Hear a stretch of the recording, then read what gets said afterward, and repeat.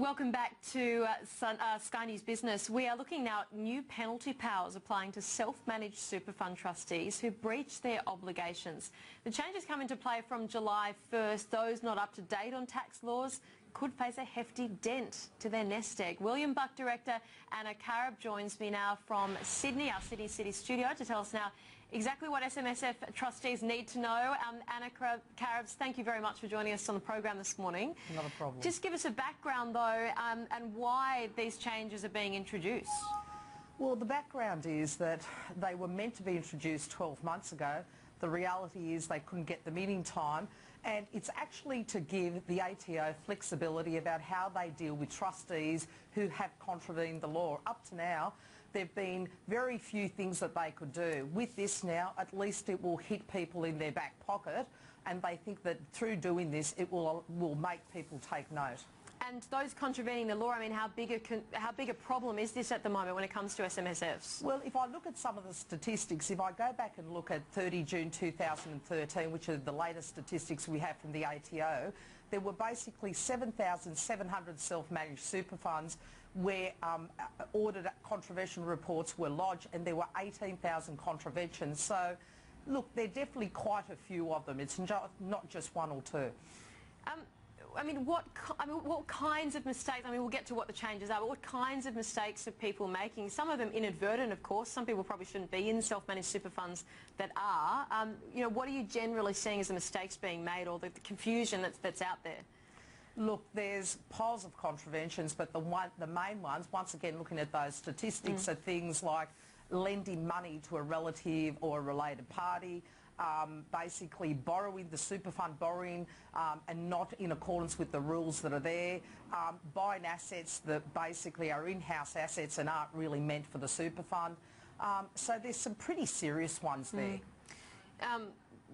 Obviously, then the ATO is looking to make some changes, as you've said, July 1st. Exactly what are those changes? Explain that to us. Well, the changes are that if there's basically 17 contraventions that they have listed, and each of those have penalty units attaching to them. Now, the minimum amount of penalty units, each penalty unit is a fine of $170. Basically, the maximum you can get fined is $10,200, and it's the trustee that will get fined, basically, and they cannot use the self-managed super funds assets. So that's pretty significant. 10,000 maximum. If that would be if you're contravening all 17, would it? No, that's just one. Oh, it's just a one. It's per contravention. Okay. And we're assuming there that you have a corporate trustee, and a corporate trustee will get one lot of 10,200. But you may be aware that each super fund can have up to 4 members. So if they're individual trustees, you could quadruple that. We're talking over $40,000 for one contravention. So what do people, I mean, self-managed super fund types out there listening to this, what do they need to do to get up to speed?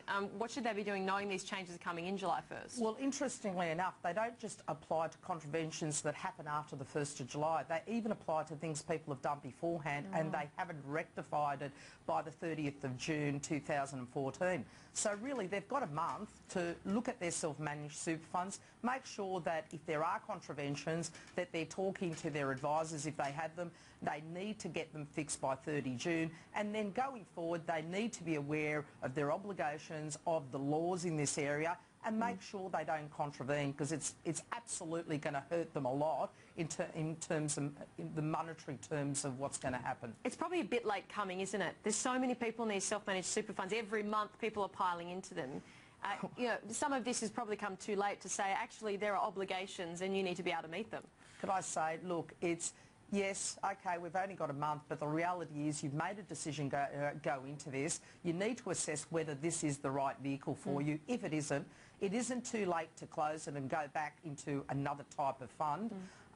But really, the fact is, you, as the trustee, have the obligation, and therefore you need to take note of what you need to do. Well, the message is strong, isn't it? I mean, the ATO scrutiny will be intensified from here. Well, it will be. And look, as I said, I mean, they've given us some concessional breaks. With concessional breaks comes, you know, more scrutiny. So basically, this is just part of doing that.